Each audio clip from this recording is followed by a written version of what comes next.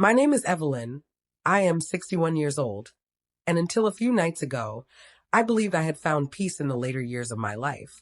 I thought I had done my part, raised my son, guided him as best I could after his father passed, and then stepped back when he started his own family. I never imagined I would sit at a dinner table, surrounded by people I loved, and hear words so sharp they cut me deeper than any knife. My son's wife called me a burden over dinner. She didn't notice my lawyer sitting 2 tables away, overhearing every word. The moment those words left her mouth, time seemed to freeze. The clinking of glasses, the murmur of other diners, even the flicker of candles on the table, it all faded. My son sat beside her, silent, his fork halfway to his mouth, his eyes avoiding mine.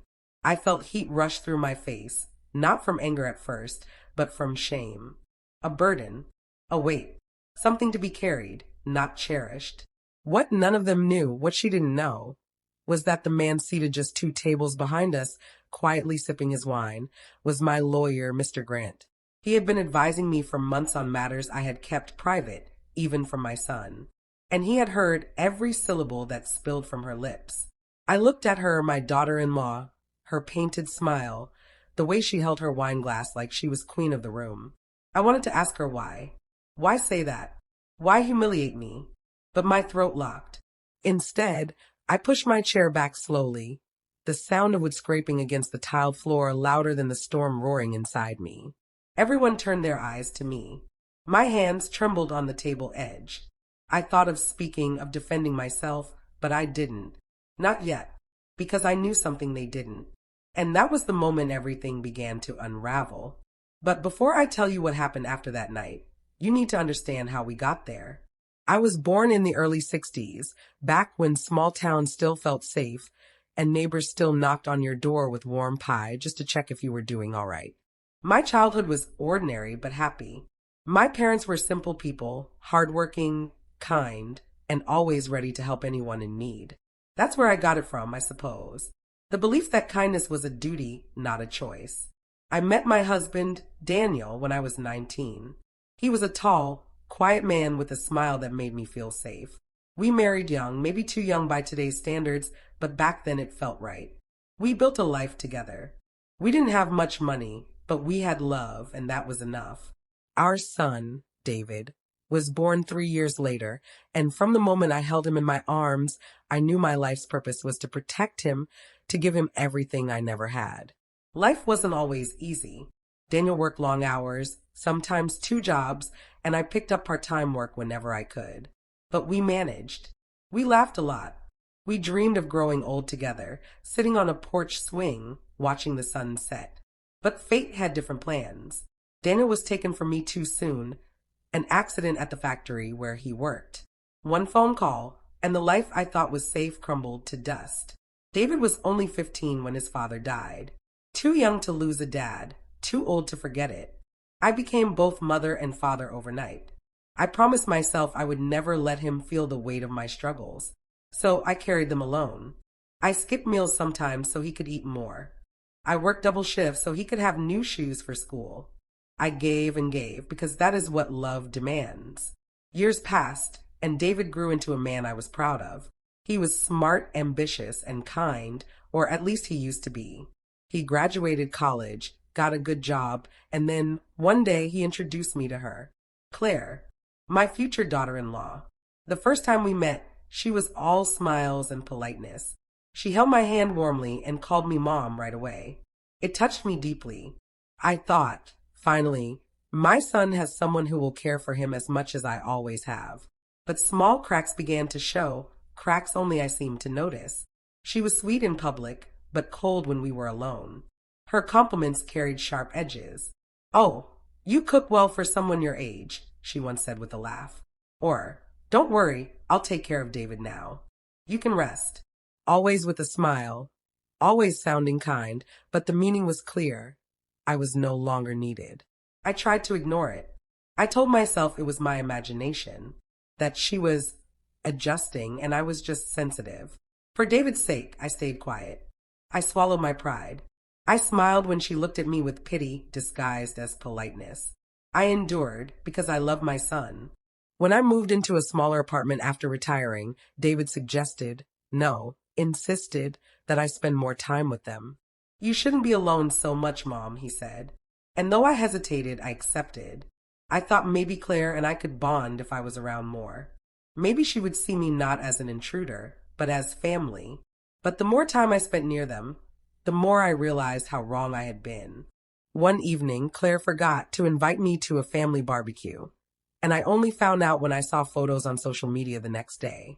Another time, I overheard her telling a friend on the phone that she was babysitting David's mom because he had asked her to take me grocery shopping. Babysitting, as if I were a child. Still, I held my tongue. I reminded myself of the lessons my parents taught me. Kindness, patience, empathy. But with each passing month, the small cuts became deep wounds. I often went to bed wondering if I had made some terrible mistake, if I was the problem, if I really was a burden. And then came the night of the dinner. David had invited me out, said it would be nice for us all to eat together. We went to a fancy restaurant, the kind I never would have chosen for myself. Everything about the place sparkled. The chandeliers, the polished floors, the laughter of couples clinking glasses of wine. I tried to enjoy it, to feel grateful. But as the main course was served, Claire leaned back in her chair, her glass of red wine glinting under the light, and in a voice just loud enough for me and half the restaurant to hear, she said it. She's becoming such a burden. The words slammed into me like a wave. I looked at my son. I expected him to defend me, to speak up, to remind her of everything I had given, everything I had sacrificed. But he stayed silent. And behind me, just 2 tables away, my lawyer folded his napkin neatly on the table, his face unreadable, though his eyes had caught every word. What happened after that, what I decided in that moment, would change everything. But before we get there, I need you to know something important. I never wanted revenge. All I wanted was love, respect, and kindness. But when people push you to the edge, when they mistake kindness for weakness, sometimes you have to remind them who you really are. And so, as I sat there in that restaurant with the weight of betrayal pressing down on me, I made a decision that would turn my world upside down. When I left that restaurant that night, my heart felt like glass splintering into pieces. I walked slowly to my car, the cool night air brushing against my skin, trying to stop the trembling in my hands. My son had not defended me. My daughter-in-law had humiliated me. And yet, in the corner of my mind, there was a flicker of something else. Resolve. Because I had not walked out of there alone. 2 tables away, Mr. Grant had seen everything. He had heard everything. And I knew, without even needing to turn my head, that he would be calling me soon. I didn't sleep much that night. I sat by the window of my small apartment, the city lights blinking like tired stars, and replayed her words over and over. A burden. A burden. As if I had never sacrificed. As if I had never poured my entire soul into raising David. I thought of the nights I stayed awake when he was sick, pressing cool cloths against his forehead. The mornings I walked to work in the rain, so he could ride the bus to school. The times I pretended everything was fine when bills piled up higher than I could pay. And now, in my twilight years, I was a burden. By morning, the sadness gave way to something colder. Not anger, not yet, but determination. I brewed a pot of coffee, poured it into my favorite chipped mug, and stared at the steam rising. That's when the phone rang. Evelyn. Mr. Grant's voice was calm, steady, professional. But I could hear it, the undercurrent of fire. I heard what she said. We need to talk. I agreed to meet him that afternoon at his office. The walk there was slow. My knees ached with each step, but I welcomed the ache. It reminded me I was still standing, still moving, still capable. I had survived far worse than insults. I had survived the loss of my husband. I had survived years of struggle. And I would survive this too. Mr. Grant's office was lined with shelves of books, heavy, leather-bound, the kind that smelled of wisdom and old battles. He motioned for me to sit. I know you don't want conflict, he began, but what she said, it matters, especially in the bigger picture. The bigger picture? I asked, clutching the edge of my purse. Yes, he nodded. You told me before that your will, Your estate plans, your savings, your retirement, everything is still undecided. Evelyn, you have more power than you realize. And now that your daughter-in-law has made her feelings about you so clear, perhaps it's time you think carefully about who deserves what. His words sent a chill through me. He wasn't wrong. For months, I had been debating how to arrange my affairs.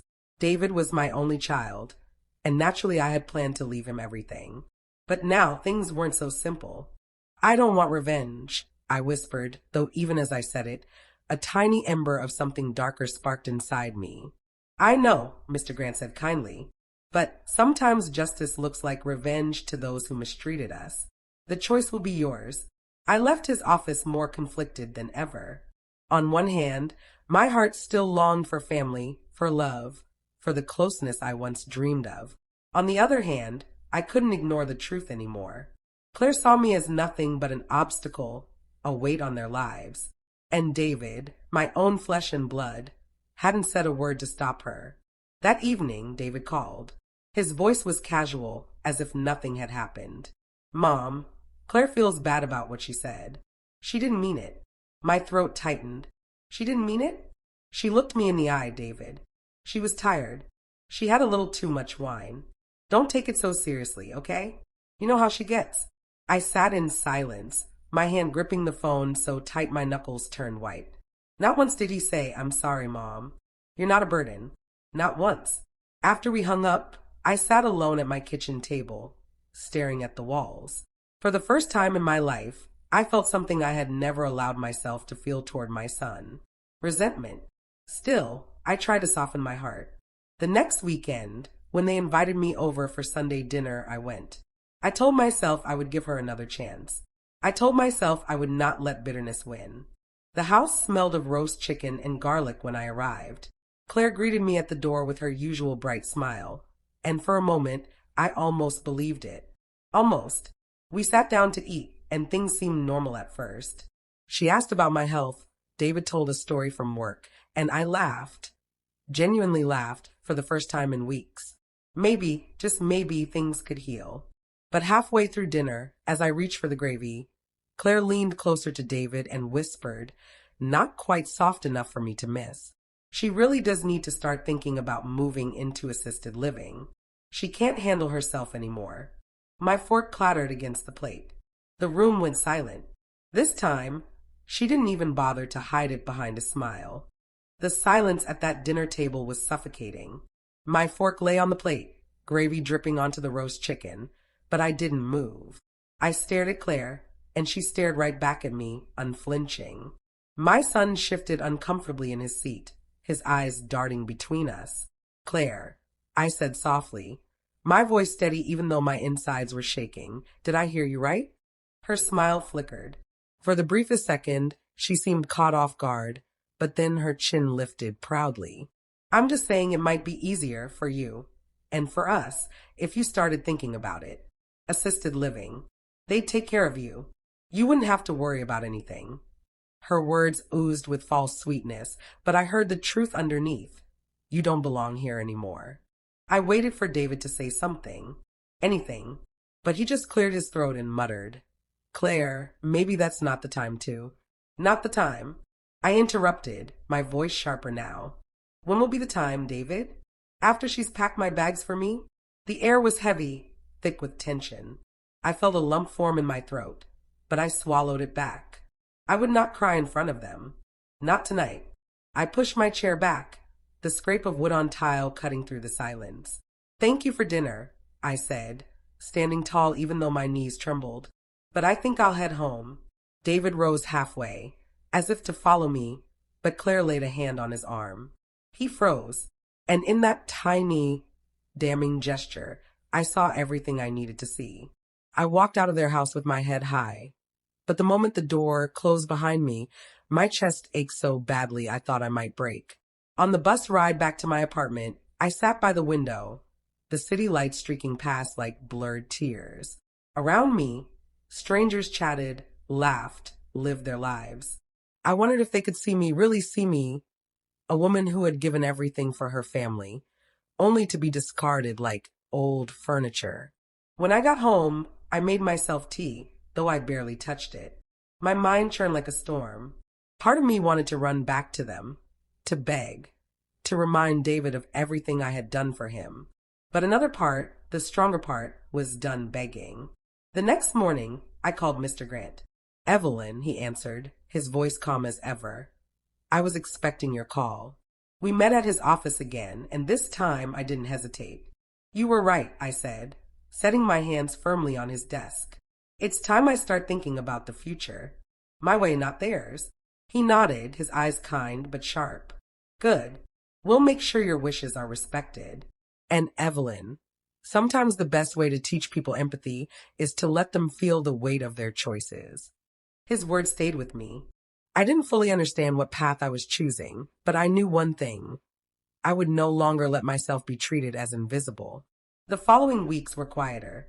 I stayed home, read books, went on short walks, and kept to myself.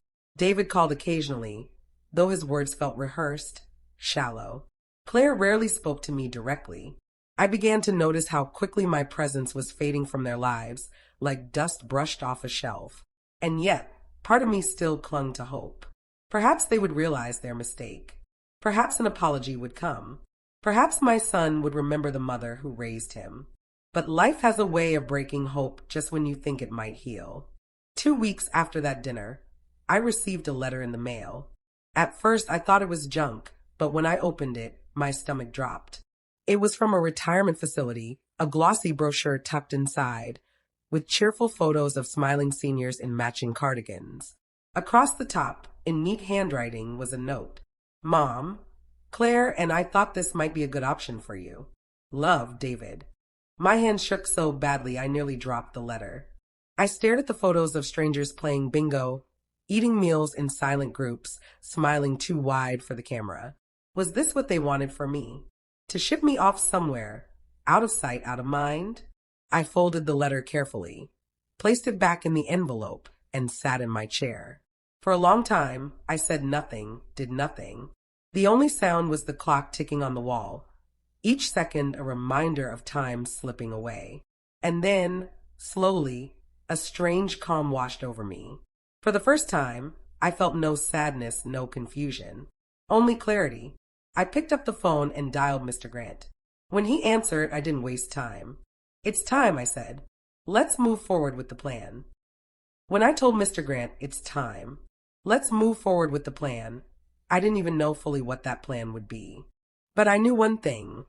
I wasn't going to be discarded like old shoes left at the back of the closet. I met him the next morning. His office was as quiet and serious as always, the shelves lined with law books that seemed to watch me as I walked in. He greeted me warmly, but without surprise, as if he had known all along that this moment would come. "You've given enough, Evelyn," he said, motioning for me to sit. "Now, it's your turn to decide how the story ends." I leaned forward, folding my hands together. I don't want to destroy David. He's my son. But I can't allow Claire to keep treating me this way. And I can't let him stand by while she does it. Mr. Grant nodded. "Understood. What you're asking for is not destruction. It's balance. Sometimes balance looks harsh to those who've been taking too much." He spread out a folder on the desk.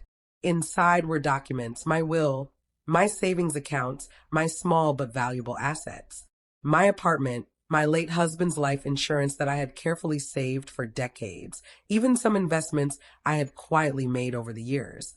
It wasn't millions, but it was far more than David or Claire knew. Enough to change lives. "Most people assume they can control the elderly in their family," Mr. Grant said. "They assume your health, your age. Your dependence makes you powerless. But Evelyn, the truth is, you're holding the pen. You get to decide what's written." I sat back in my chair, breathing slowly. He was right. All this time, I had let myself believe I was powerless, but I wasn't. I was the one who could decide what would happen when I was gone. The meeting ended with papers signed and sealed. I won't share every detail now because even then I wasn't ready to accept how far I might go. But I walked out of that office taller than when I walked in. For a few weeks, life seemed to settle again. I avoided David and Claire, choosing instead to spend time on small joys. I visited the park in the mornings, feeding ducks that waddled toward me with bright eyes. I reconnected with an old friend, Linda, who I hadn't spoken to in years. And for the first time in a long while, I began writing in my journal again. But the peace didn't last. One afternoon, I stopped by David's house unexpectedly, bringing a basket of fresh muffins I had baked. I thought, foolishly, that maybe a gesture of kindness could thaw the ice. Maybe he would remember I was his mother and not a burden. When I stepped inside, the house was quiet. Too quiet. I heard voices from the living room and walked slowly toward them. And that's when I heard Claire's voice, sharp and full of laughter. She actually thinks she's still important. Can you believe it? The way she clings to David, pathetic. Honestly, once she's in a home, things will be so much easier. My breath caught in my throat. I froze in the hallway, gripping the basket so tightly my knuckles turned white. David's voice followed, low and uneasy. Claire, don't say it like that. She's still my mom. Then act like it, she shot back. You're letting her run our lives. I'm tired of it. We deserve freedom, David. She's dragging us down, and if you can't see that, then maybe you're as weak as she is. The muffins slipped from my hands. The basket hit the floor with a dull thud, muffins rolling across the hallway. The sound startled them both. When they turned and saw me standing there, I saw the truth on their faces. Claire's eyes widened, not with guilt, but with irritation. And David, my son, looked at me like a boy caught with his hand in the cookie jar. I didn't speak, not one word. I just looked at them, then turned and walked out of the house. My heart was breaking, but my mind was sharper than it had ever been. Because in that moment, something inside me shifted. The plan I had begun with Mr. Grant, that was no longer just an option. It was a necessity, and they would never see it coming. The walk back to my apartment after dropping those muffins was the longest walk of my life. Every step echoed like thunder in my ears. My chest was heavy, but my mind was clear in a way it hadn't been for years. I had always believed that family, no matter how flawed, deserved forgiveness. I had spent decades swallowing pain for the sake of peace. But forgiveness, I realize now, is wasted on people who see kindness as weakness. Claire had crossed the line, and David had let her. When I got home, I didn't cry. Not this time. I sat down at my small wooden desk, opened my journal, and wrote one sentence across the page in shaky but determined handwriting. They will learn what it means to lose. The next morning, I called Mr. Grant again. His voice was calm as ever when he answered, but he must have heard something different in mine. Evelyn, he said, you sound resolved. I am, I told him. I overheard them yesterday. It's worse than I thought. They want me gone, out of their lives. So that's exactly what they'll get, just not in the way they expect. He didn't ask for details. He didn't need to. Then it's time to begin, he said simply. We met the following week. He spread documents before me like cards in a game of poker. He explained my options, trusts, donations, hidden beneficiaries, ironclad wills that could not be contested. The law, when wielded correctly, was a shield and sometimes a sword. You can leave your estate to anyone, he reminded me. Family, friends, charities, even strangers. The only limits are the ones you place yourself. I thought long and hard. My husband's face flickered in my memory, kind and warm. He would have wanted me to protect David, but Daniel had never met Claire. He had never seen the poison she dripped into our lives. He had never watched his only child sit silently while his wife called his mother a burden. For the first time in my life, I asked myself a question I had always avoided. Does my son truly deserve everything I worked for? That night, I pulled out old photo albums. Pictures of David as a baby, his first steps, his high school graduation, the smile on his wedding day. I traced my finger over each photo, tears slipping down my cheeks. He was still my son. That love hadn't died.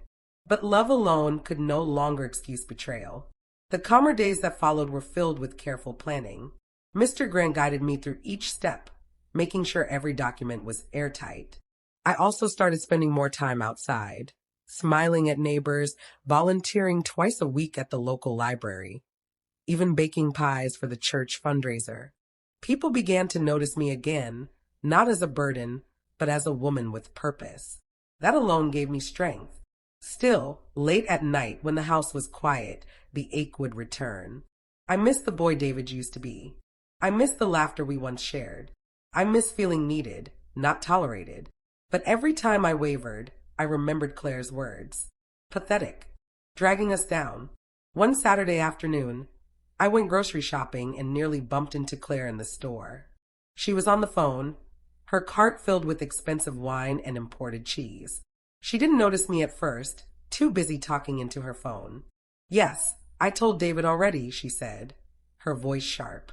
His mom is going to end up in assisted living, whether she likes it or not. She can't keep living alone. It's irresponsible. I'll make sure of it. The anger inside me didn't boil this time. It froze. Solid, cold, unshakable. I followed her at a distance, quiet as a shadow, and watched her check out at the register, her credit card flashing in the light. The cashier smiled politely, but I could see the way Claire looked down her nose at him, like she was better than everyone else. When she left the store, I didn't call out to her. I didn't confront her. Instead, I whispered to myself, "You won't see me coming." That night, I called Mr. Grant again. "I'm ready for the next step," I told him. "Good," he said, "because once we set this in motion, there's no turning back." "I don't want to turn back," I replied. "Not anymore." But I had no idea just how fast the first domino was about to fall. Because 2 days later, I received a call, not from Mr. Grant, not from David, not even from Claire. It was from the bank. "Mrs. Carter," the woman on the line said carefully, "we've noticed some unusual activity in your account. Several large withdrawals. We thought you should be aware." My blood ran cold. I hadn't withdrawn a single cent, which meant only one thing: someone else had. And I already knew exactly who. The moment I hung up the phone with the bank, I sat frozen in my chair. The words rang in my ears: unusual activity. Large withdrawals. I hadn't touched that account in months. My bills were paid automatically. I lived simply, quietly, without extravagance. There was no reason money should have been vanishing. And yet it had. My hand shook as I reached for the notebook where I kept every expense neatly written in careful handwriting. I flipped through the pages, checking my last balance. The numbers had been steady, strong, enough to carry me through retirement, to keep me comfortable, and, when the time came, to leave behind something meaningful. I picked up the phone again and called the bank back, this time demanding details. The woman on the other end, polite but nervous, told me the truth I already feared. Multiple withdrawals spread over several weeks, all made in person. Large sums withdrawn from a branch across town. The signatures on the slips matched mine, or at least they appeared to. Forged. I pressed the phone tighter against my ear. "Can you tell me who was there? Who signed them?" There was a pause. "Mrs. Carter, we'll need you to come in. This isn't something I can discuss over the phone." When I hung up, the room seemed smaller, pressing in on me. My breath came shallow. I knew. I didn't want to believe it, but deep down I knew. Who else had both motive and opportunity? Claire. And maybe even worse, David. The next morning, I dressed with care, pulling on my best cardigan and combing my silver hair neatly. I wanted to look steady, calm, in control. At the bank, the branch manager, a tall man with a kind but wary expression, met me in his office. He laid the withdrawal slips on the desk in front of me. My name, my signature, my money, except it wasn't mine. The handwriting looked convincing, but I had no doubt it wasn't mine. The loops were too wide, the slant slightly off. But to anyone else, it would look legitimate. I looked up at the manager. "Who came in?" He hesitated, lowering his voice. "Mrs. Carter. The woman who signed these said she was your representative. She brought paperwork. Power of attorney documents." My heart slammed against my ribs. Power of attorney? I never signed anything like that. He frowned. The papers looked official. They were notarized. A sickness rose in my throat. My mind raced. Claire. She must have forged them. Or tricked David into signing something he didn't understand. Or worse, he had helped her. I leaned forward, my voice steady even though my insides were unraveling. "Do you remember what she looked like?" He nodded slowly. "Blonde. mid-30s, very confident. I closed my eyes. Claire. I left the bank with copies of the documents clutched in my trembling hands. Outside, the world looked the same. The cars, the sidewalks, the chatter of people going about their day. But mine had changed forever. I walked slowly home, my legs heavy as stone. Each step was a question. Did David know? Was he complicit? Or was he just so blinded by Claire that he let her do whatever she wanted? Back in my apartment, I laid the forged documents out on the table. My name, a fake signature, a notary stamp, my money, siphoned away by the very people I had sacrificed everything for. That night, I didn't sleep. I sat by the window, watching the dark sky shift into gray dawn. By morning, something inside me had hardened. The betrayal wasn't just emotional anymore. It was practical, financial, criminal. They hadn't just called me a burden. They had tried to rob me blind. I called Mr. Grant immediately. His voice was calm but sharper than usual when I explained. "Bring me the documents," he said. "Every last one. We'll handle this." When I laid them on his desk later that day, he studied them with the precision of a surgeon. His brow furrowed as he traced the notary stamp with his finger. "This is a clever forgery," he said finally. "But clever isn't perfect. And forgery is a crime." My throat tightened. "What do I do?" "You let me work," he said firmly. "And Evelyn, don't let them suspect you know." "Not yet." His words rang in my ears. "Don't let them suspect." So I went about my days quietly, as if nothing had happened. When David called, I answered with my usual soft tone, even though bile rose in my throat when I heard Claire's laughter in the background. When they invited me for Sunday dinner, I went, sitting at their table like nothing was wrong, listening to Claire chatter about her new plans for remodeling the kitchen. But every glance, every word, every smile from her now carried a new layer. I knew, and she didn't know that I knew. One calm afternoon, as we sat in the living room sipping tea, Claire leaned toward me with that sweet, poisonous smile. "You know, Evelyn, you really should think about letting us help with your finances. It's such a lot to manage at your age." I stared into her eyes, forcing myself to smile back. "That's kind of you, Claire," I said softly. "I'll think about it." Inside, my stomach turned. For the next week, I played the role of the gentle, aging mother-in-law. I visited occasionally, asked about David's work, even praised Claire's cooking. I wanted them to feel safe. I wanted them to believe I was blind. All the while, Mr. Grant was working behind the scenes. He met with experts, handwriting analysts, even investigators. Piece by piece, the truth began to emerge. The notary was fake, the documents illegally crafted, the signatures provably forged. One evening, Mr. Grant called me. His voice was calm, but this time there was a fire underneath. "Evelyn, we have enough to pursue charges if you want to. But that choice is yours." My heart pounded. To press charges meant exposing them, humiliating them, possibly sending Claire to jail, and David along with her if he had been complicit. I wasn't ready for that. Not yet. Instead, I whispered, "Not now. I need to wait, to watch, to let them show their true selves." He paused, then said, "Then we'll be ready when the time comes." The calm days returned, but they were laced with tension now. I felt like I was living two lives, the quiet, gentle Evelyn who smiled politely at Sunday dinners, and the woman with iron in her veins who knew the truth and waited for the perfect moment. But fate doesn't always let you wait on your own terms. One rainy evening, as I was folding laundry in my small apartment, there was a knock at my door. When I opened it, David stood there, soaked from the rain, his face pale and tight. "Mom," he said, his voice trembling, "we need to talk." Behind him, in the glow of the street lamp, I saw Claire sitting in the car, her arms crossed, her eyes cold as glass. Something inside me told me this wasn't just a visit. This was the moment the masks were going to crack. And I was right. David stepped inside, dripping water onto the floor, his hands shaking as he ran them through his wet hair. He wouldn't meet my eyes. "Mom," he said again, his voice barely above a whisper, "I need you to sign some papers." David stood in my doorway, rain dripping from his coat, his voice shaking as he repeated the words I thought I'd never hear. "Mom, I need you to sign some papers. My heart lurched. My first thought went straight to the forged documents at the bank. My fingers tightened around the edge of the door. What papers? I asked slowly. He shifted uncomfortably, glancing over his shoulder at the car where Claire sat waiting, her face hard and unreadable through the window.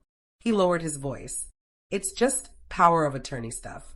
You know, so we can help manage things for you. Your accounts, your bills. Claire says it's for your own good. My breath caught. There it is. The very lie they had already tried to use behind my back, now presented to my face, dressed up as help. I stepped aside. Come in, David. He obeyed, dripping onto my rug, clutching a manila folder to his chest. He looked older than his 30-something years that night. Lines creased his forehead, his jaw tight. He was my son, my little boy, and yet he wasn't. Not anymore. He sat at my kitchen table while I brewed tea, though neither of us touched it once I set it down. He slid the folder across the table, avoiding my eyes. Mom, it's just a precaution. You're living alone, and, well, Claire and I worry. What if something happens to you? What if you can't manage things? I stared at the folder. My hands didn't move to touch it. I looked at him instead, really looked. His eyes flickered with guilt, but also fear. And that was when it hit me. David wasn't fully in control. Claire had her claws in him. He was torn between loyalty to me and loyalty to her. And instead of standing firm, he was bending under her weight. David, I said quietly, do you think I can't manage my own life? He finally met my eyes. His lips parted, then closed. He swallowed. It's not like that. It's just easier this way. For everyone. Easier. For him. For Claire. Not for me. I placed my hands gently on the folder and pushed it back across the table. No. The word hung in the air like a bell tolling in the silence. He flinched. Mom. I said no. My voice was steady, stronger than even I expected. I've managed my life just fine for 61 years. I don't need anyone to take that from me. The front door opened suddenly. Claire stepped in, shaking the rain off her umbrella. She looked at me with that same polished smile, the one that never reached her eyes. Everything okay in here? She asked sweetly, though her tone carried steel. David looked at her, then back at me, caught between two forces pulling him apart. It's fine, I said evenly, my gaze locked on her. Your husband was just leaving. Claire's smile faltered for half a second, but she recovered quickly. Oh, Evelyn, you're making this harder than it has to be. We're only trying to help. Help yourselves, maybe. I snapped before I could stop myself. The room went still. David's eyes widened. Claire's smile hardened into something colder, sharper. She opened her mouth, but I raised a hand. No more tonight, I said. My voice didn't waver. You can both leave now. David hesitated, his face pale, but Claire tugged his arm and pulled him toward the door. Before leaving, she turned back, her eyes glittering like ice. You'll regret this, Evelyn, she said softly. You really will. The door clicked shut behind them, and the silence that followed was deafening. My whole body shook, but I didn't cry. I wouldn't give her that satisfaction even in her absence. Instead, I went to my desk, opened my journal, and wrote down every detail. The visit, the folder, the words she spoke. Evidence. One day I might need it. For the next week, the storm calmed. No late-night visits, no phone calls about helping me with finances. I went about my days quietly, visiting the library, chatting with neighbors, keeping up with small routines. But under the surface, I knew it wasn't over. Claire wasn't the type to let things go. And sure enough, she struck again. One Wednesday afternoon, as I returned from the grocery store, I found an envelope slipped under my apartment door.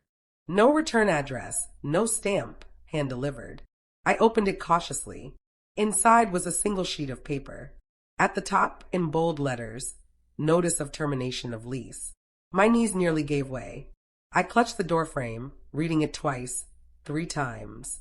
According to the letter, my lease had been ended due to concerns about the tenant's health and ability to live independently. I was to vacate the apartment within 30 days. My vision blurred. I sank into a chair, the paper trembling in my hands. I had never missed a payment. I had never broken a rule. This wasn't just eviction, it was a setup. And then I saw it. At the bottom of the page, faint but legible, was a signature. Not my landlord's, Claire's. The fury inside me surged like fire in my veins.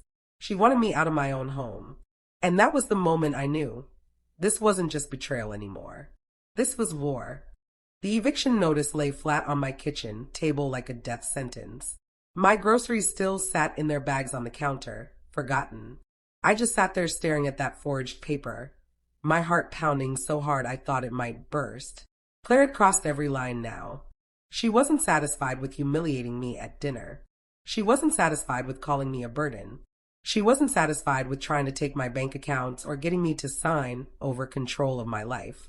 Now she wanted to take away the very roof over my head. And she thought she could do it quietly, with a piece of forged paper slipped under my door. I don't know how long I sat there. Minutes? Hours? The daylight faded outside, and the apartment grew dim around me. I didn't cry. I didn't scream. I just sat still, my mind sharper than it had been in years. Finally, I picked up the phone and dialed Mr. Grant. When he answered, I didn't bother with greetings. She tried to evict me, I said. He was silent for a moment. What? I explained everything. The envelope, the forged signature, the 30 days. I could hear him scribbling notes as I spoke. When I finished, there was steel in his voice. Evelyn, listen carefully. This is fraud. You keep that paper safe. Don't throw it away. Don't crumple it. Put it in a folder right now. I'll have a copy made first thing tomorrow, and we'll find out exactly who delivered it. She signed it herself, I whispered. I figured as much, he said. She's overplayed her hand. This isn't just manipulation anymore. This is criminal. For the first time in weeks, my lips curved into something close to a smile. Small, brittle, but real. Good, I said. Let her bury herself. That night, I hardly slept. I imagined Claire smugly explaining to David how necessary it was for me to be moved out, how she'd spin the story to make herself look noble. I pictured him nodding, silent like always, and then I pictured the look on her face when everything turned on her. That thought lulled me into the first peaceful rest I'd had in days. The next morning, Mr. Grant and I met at his office.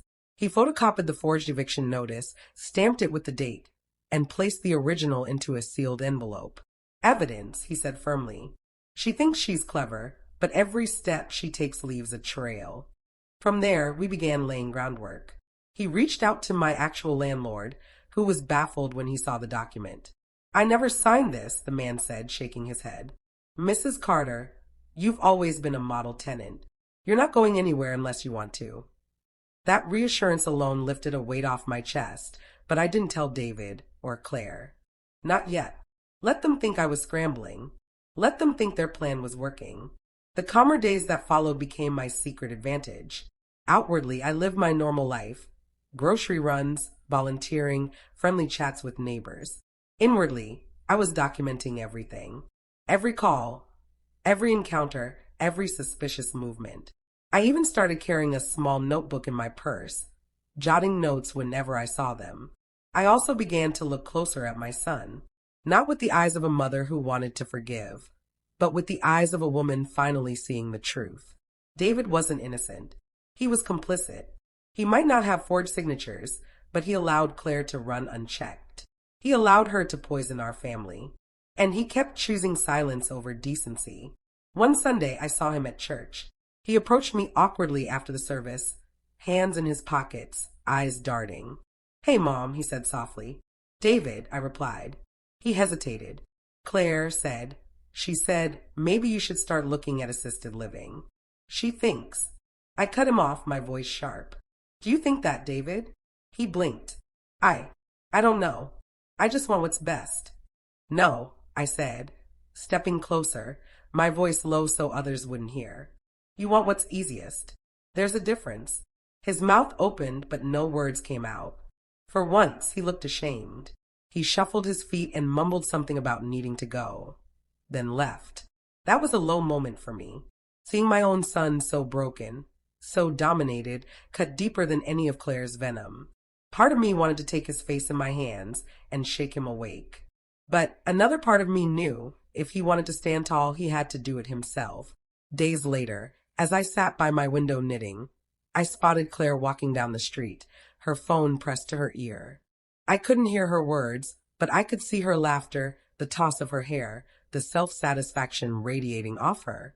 It was then I whispered to myself again, a mantra now burned into my bones. She won't see me coming. And then, just when I thought I had the upper hand, she struck again. One evening, I came home from volunteering to find my front door slightly ajar. My chest tightened. I hadn't left it that way.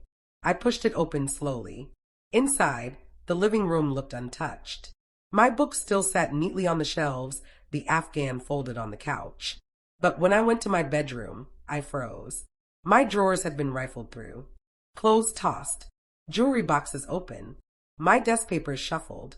And worst of all, my sealed envelope with the original eviction notice was gone. My heart stopped. That envelope was my evidence, my protection, and now it was in someone else's hands. Someone had been inside my home. The sight of my ransacked bedroom knocked the air right out of me.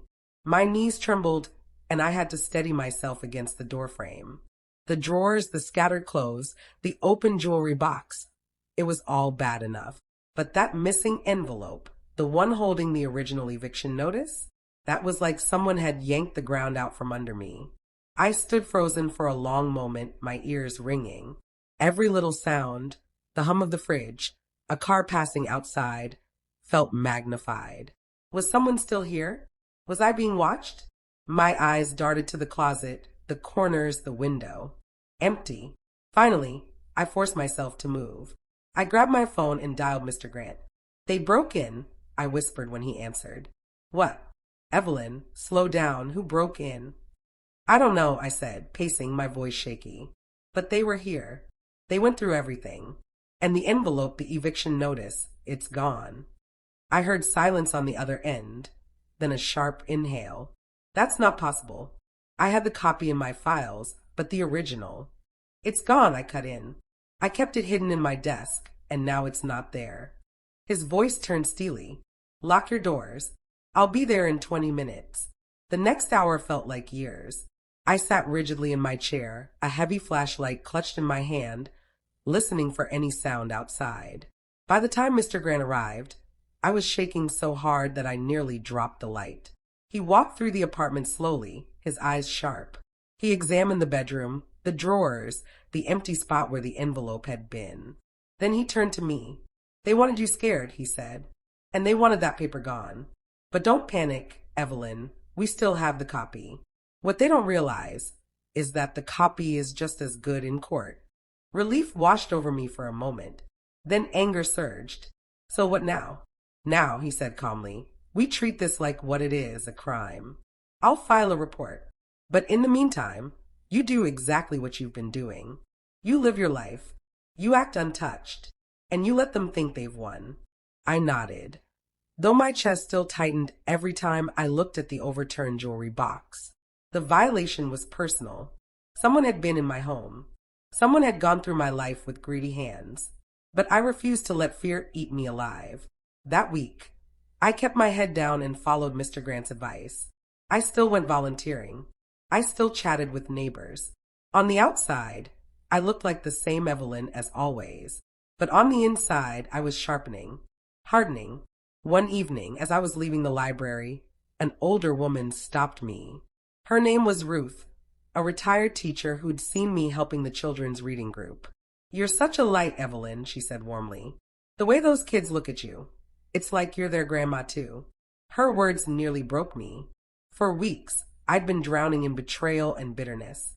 But here was someone reminding me that kindness still mattered, that I was still valuable. I walked home that night with tears in my eyes. And for a moment, I almost thought about forgiving, about letting go, about just finding peace, even if my son and Claire never respected me. But when I opened my mailbox, the thought vanished. Inside was an unmarked envelope. No return address, no name, just my address written in rushed handwriting. My stomach dropped as I tore it open. Inside were photographs, photographs of me, taken through my own window. Me cooking in the kitchen, me reading in my chair, me asleep on the couch. The last one made my blood run cold. Me in my bedroom, standing by the very desk where the eviction notice had been kept. My hands trembled so badly I dropped the photos onto the floor. Whoever had broken in hadn't just wanted the paper, they wanted me to know I was being watched. This wasn't just about stealing anymore. This was about intimidation, about power. I sat there on the floor surrounded by photographs of myself, my heart pounding so hard it hurt. And in that moment, I realized something that chilled me to the bone. This wasn't Claire's style. Claire was cruel, yes. Manipulative, yes. But sneaking into my home, taking secret photos, that reeked of someone else, which meant Claire wasn't working alone. I couldn't move. The photographs lay scattered across my living room rug like shattered glass, and I sat among them, numb, staring at my own face frozen in time. Cooking, reading, sleeping, mundane little moments I thought were private. But someone had been watching me. Someone had stood outside my window, hidden in the shadows, camera in hand, waiting for me to live my life so they could capture it. I shivered, even though the room was warm. My home no longer felt like a home. It felt like a stage, and I was the unwilling performer. My first instinct was to call the police, but I hesitated. What would they do? File a report, maybe send a patrol car by. But Claire was clever. If her fingerprints weren't on those photos, she'd just deny it. She always denied, always deflected, always smiled that poisonous smile. So instead, I called Mr. Grant. When he answered, my voice cracked. They're watching me. What do you mean? He asked sharply. I explained about the envelope, the photos. I could hear his breath quicken. Don't throw them away, he said. Don't even touch them more than you have. I'll come get them. He arrived within the hour, wearing that same unshakable calm he always carried. But when he saw the photos, his jaw tightened. He picked one up carefully with the corner of his handkerchief and studied it. Evelyn, this isn't just harassment anymore. This is stalking. I know, I whispered. And it doesn't feel like Claire. She wouldn't sneak around with the camera. She'd want me to know it was her. He nodded slowly. You're right. This feels like someone working for her. Or he paused. Someone else entirely. I rubbed my arm, suddenly cold. So what do? We document. We build. We make a case so strong no one can deny it. But you, he pointed a finger at me, you don't show fear. Whoever's behind this wants you rattled. Don't give them the satisfaction. It sounded brave, but the truth was I was rattled. That night, every creak of the floorboards made me jump. I double-checked the locks 3 times. I even wedged a chair under the doorknob before I went to bed. But sleep still refused to come. By morning, I was exhausted, bleary-eyed, and jumpy. But life didn't stop. I forced myself to go to the community center, where the children's reading group waited. As I read aloud, I caught one little boy, Jacob, watching me with wide eyes.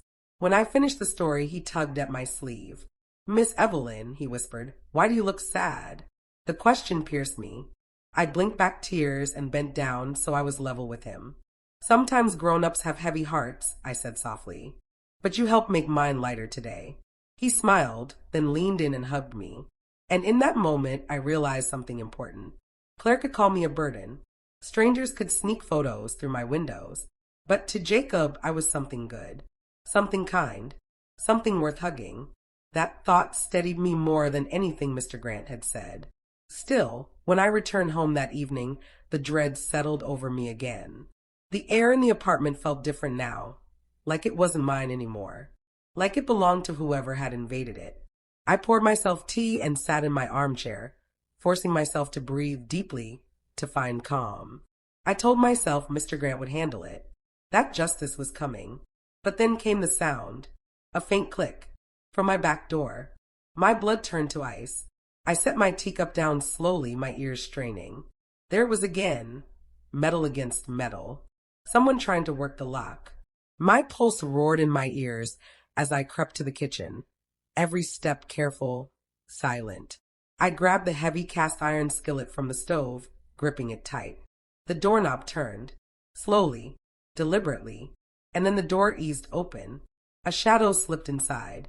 I raised the skillet, my breath caught in my throat, ready to swing.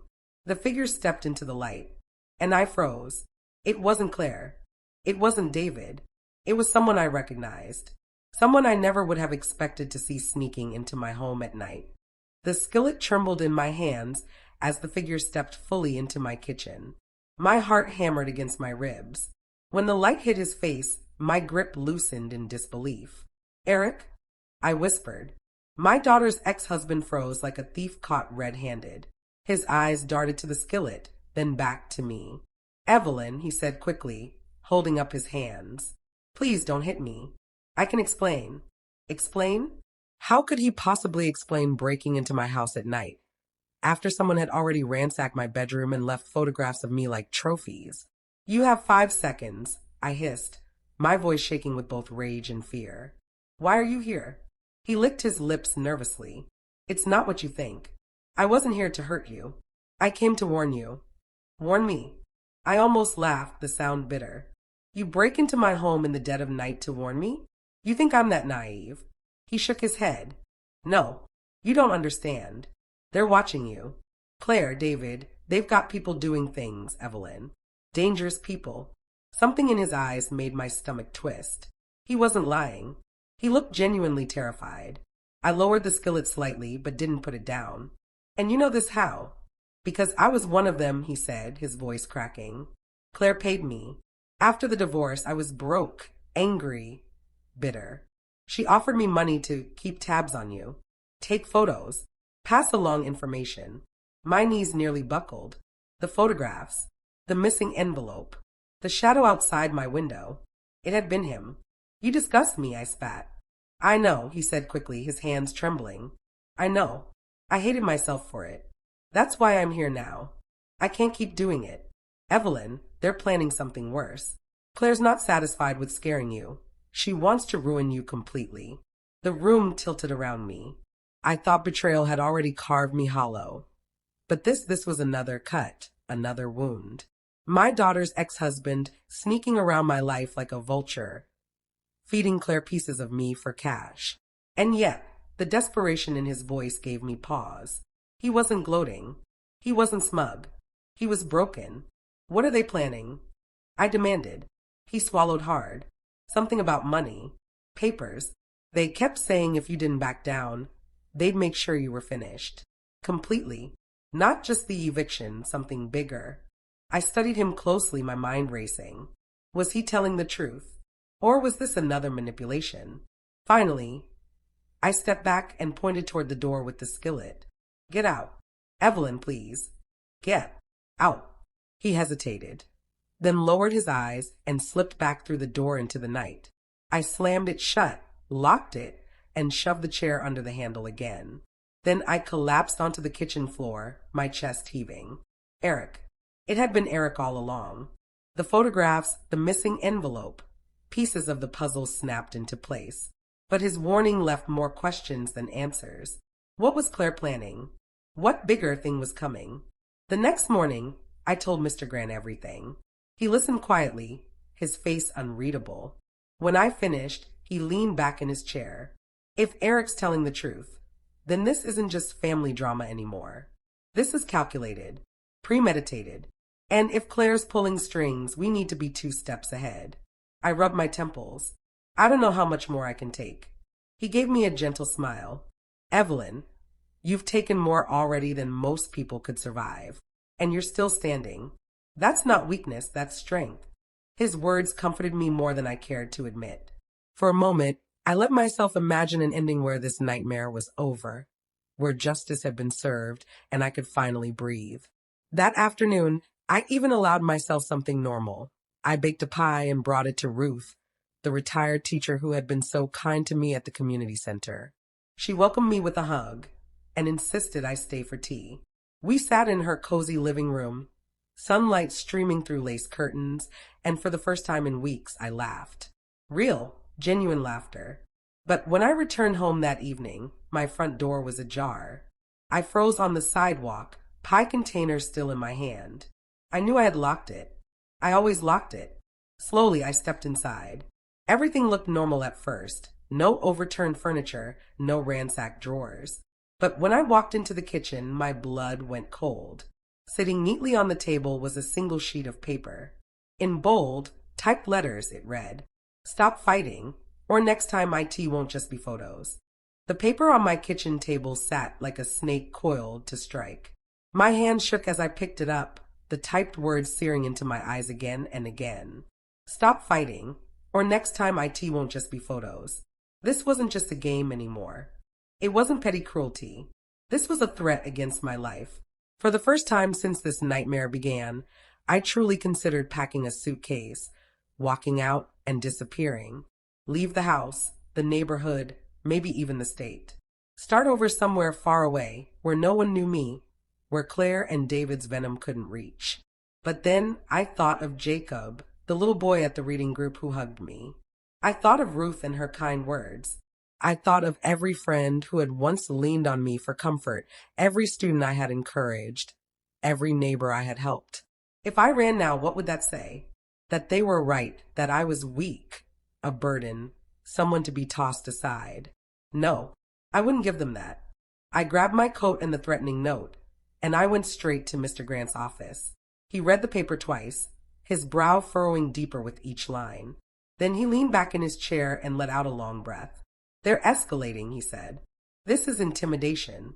The kind of intimidation that tells me we're closer to something they don't want us to see. Closer to what? I asked. Their weak spot, he replied. Every bully has one. Every schemer, every manipulator. They can huff and puff, but there's always a crack in the foundation. I stared at the note. So we push back? He looked me straight in the eye.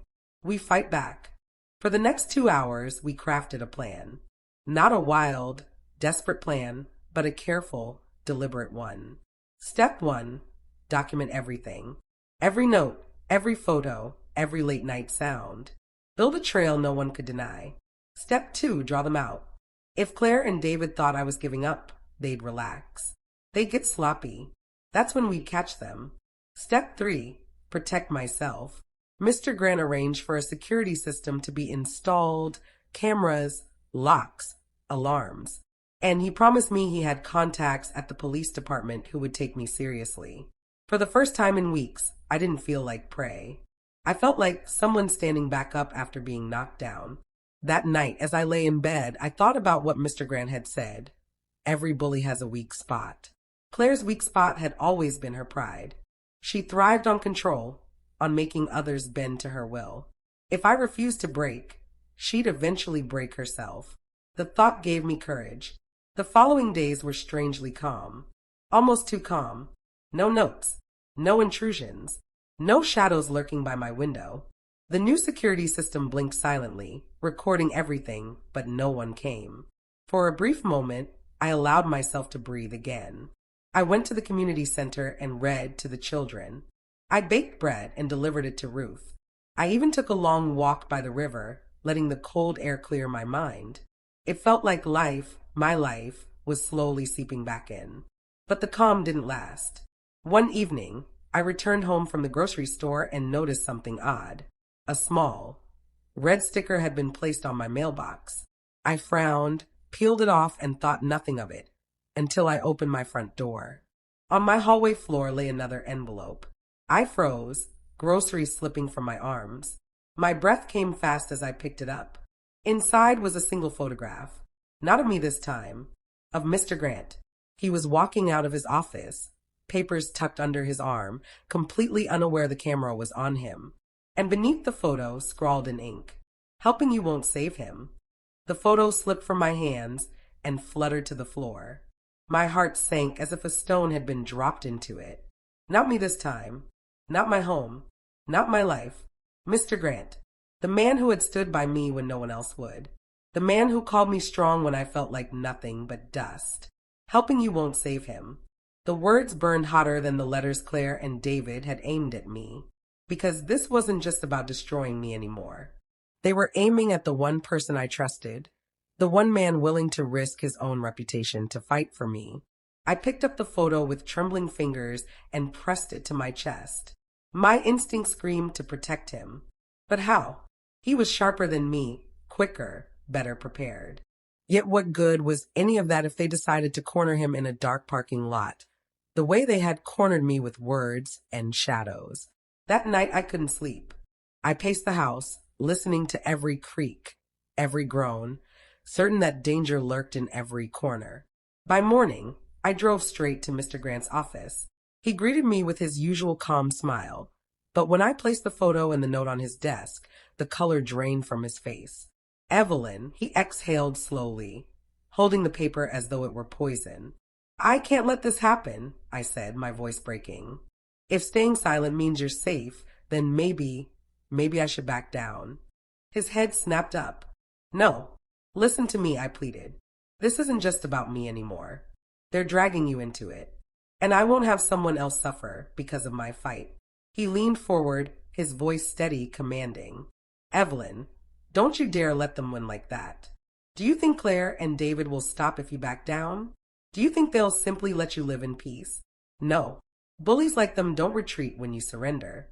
They push harder. They take more. Tears stung my eyes. But if something happens to you, then it happens because I chose to stand with you, he said firmly. I knew the risks the moment I agreed to help. And I've seen too many people suffer in silence to walk away now. His words sank deep into me, heavier than stone, yet lighter than air. He wasn't just my lawyer anymore. He was my ally, my friend. I nodded slowly, wiping at my face. Then we fight. Together. He smiled softly. That's the Evelyn I know. The next few days moved with strange clarity. We doubled down on documentation. Every message, every photograph, every shadow. Mr. Grant started keeping a copy of every file in a secure lockbox at his office. I changed my routines, different grocery stores, different walking paths. Never the same day twice. He insisted on driving me whenever he could, his sharp eyes scanning every corner, every parked car. Still, beneath the careful strategies and the new routines, a knot of fear twisted in my stomach. Because no matter what I did, no matter how much I planned, I couldn't shake the thought. What if they really do go after him? One evening, while journaling, I found myself writing not about fear, but about gratitude, about kindness, about the way Mr. Grant had looked at me, not as a burden, but as a person worth protecting, about Ruth's warm hug, about Jacob's innocent smile. For a moment, the pain lifted, replaced by a quiet determination. Maybe the point of this battle wasn't just to survive. Maybe it was to show that even in the face of betrayal, kindness could still be stronger. But that fragile peace shattered the following morning. I arrived at Mr. Grant's office for a scheduled meeting. His assistant greeted me with a worried look. He hasn't come in today, she said. My chest tightened. That's not like him. She shook her head. No call, no message. Just nothing. I pulled out my phone and dialed him. Straight to voicemail. Panic clawed up my throat. I ran out of the office, my heart racing. As I reached the parking lot, I stopped dead in my tracks. There, taped to the windshield of my car, was another note. In bold black letters, it read, Check the river. The words on the paper blurred as my eyes filled with tears. Check the river. My hand shook so violently I nearly dropped the note. My first thought was of Mr. Grant, his calm smile, his steady voice, the way he promised me he wouldn't back down. And now this. The river wasn't far, only a 15-minute drive from his office. I gripped the steering wheel so tight my knuckles turned white, the road ahead warping as fear clouded my vision. Please let him be okay. Please let this be another cruel trick. But deep down, my gut told me this was different. This was darker. When I pulled up near the riverbank, the place was empty except for a few seagulls circling overhead.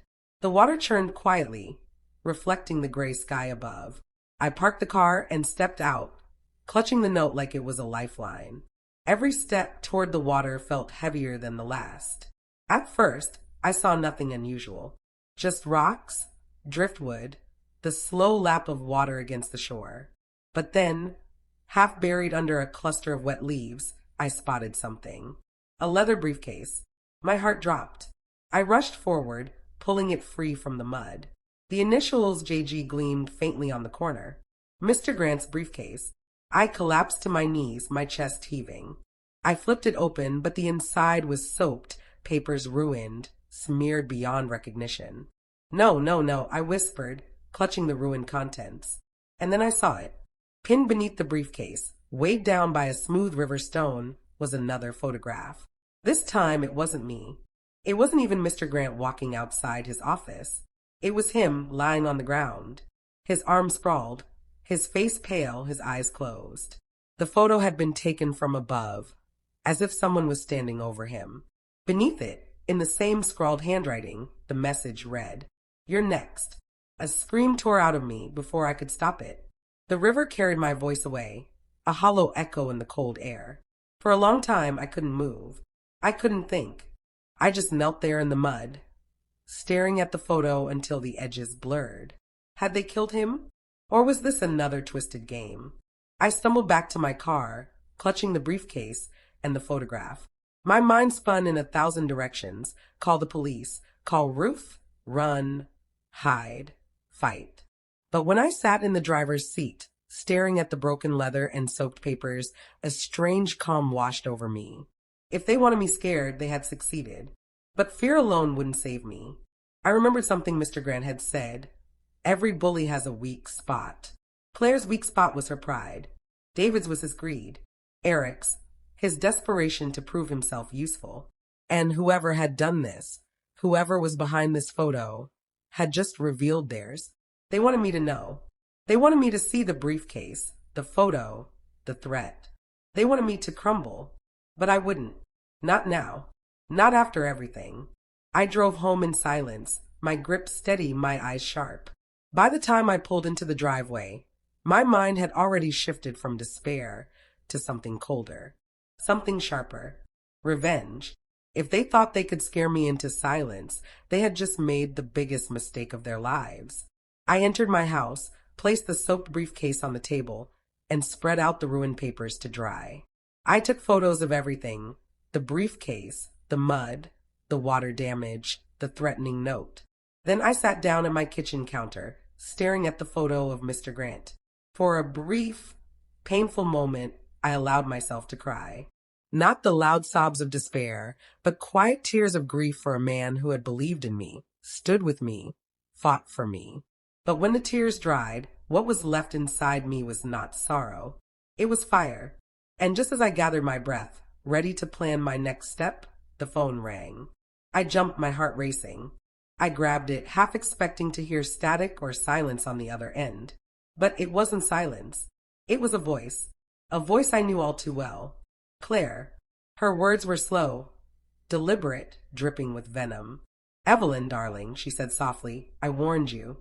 You should have walked away. Now look what you've done." Claire's voice slithered through the receiver like a serpent. "Now look what you've done." For a moment, the kitchen seemed to tilt. The edges of the counter blurred. The sound of the refrigerator's hum vanished beneath the rush of blood in my ears. My grip on the phone tightened. "Where is he?" I demanded, my voice trembling, though I tried to make it sound steady. Claire gave a low laugh. "Always so dramatic, Evelyn. You don't really think John Grant was untouchable, do you? You surround yourself with these defenders and somehow think it makes you strong. But what happens when they disappear, one by one?" My heart sank. She had used his name. "Not your lawyer, not that man. His name. Tell me where he is," I said again, louder this time, fiercer. Claire sighed as though I were a child throwing a tantrum. "You never learn, do you? I gave you a chance. I asked you to know your place. You didn't. You dug, you fought, you ran your mouth. So now we're in the final act." "Final act?" My knuckles whitened around the phone. "You'll see soon enough." The line went dead. I stared at the phone, her words echoing in the silence. Final act. A chill swept through me. This wasn't a warning anymore. It was a promise. I rushed to the living room, grabbed the box where I'd kept every note, every photograph, every shred of evidence. I packed it all into a duffel bag and slung it over my shoulder. If Claire thought I would sit here and wait, she was wrong. I drove straight to the police station. But the moment I placed the briefcase and the photos on the officer's desk, I knew. The skeptical look, the faint roll of the eyes, the way he leaned back in his chair. "Mrs. Harris," the officer said, "these could have been staged. Anyone with a camera and some paper could have made these. They're not staged." My voice cracked. "Look at them. Look at the detail, the handwriting. They've been following me for months." He sighed. "We'll file a report." But without proof of harm, without a body or witnesses, our hands are tied. The world spun. A cold, familiar despair wrapped itself around me. They didn't believe me, just like before. But this time I didn't crumble. I gathered my things, stood, and looked the officer dead in the eye. Fine. You won't help me. Then I'll help myself. I left before he could reply. Back in my car, I sat in silence, gripping the steering wheel. The night pressed against the windows, heavy and suffocating. But beneath that weight was fire. They thought I was weak. They thought I was finished. They had no idea who they were dealing with. That night I planned. I laid everything out across the kitchen table. The ruined papers, the notes, the photos. I studied every detail, every corner of every picture. And then I saw it. Something I had missed before. In the photograph of Mr. Grant lying on the ground, there was a reflection. A faint glimmer in the corner, a car window.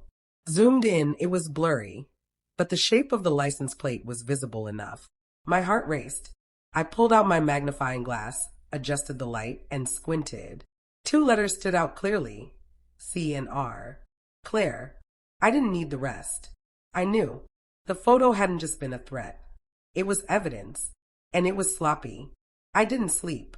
At dawn, I packed the evidence, grabbed the car keys, and drove. Not to the police. Not to Ruth. To Claire's house. Her driveway gleamed in the early light, her manicured roses bending in the wind. The house stood tall, smug, just like her. I parked across the street and waited.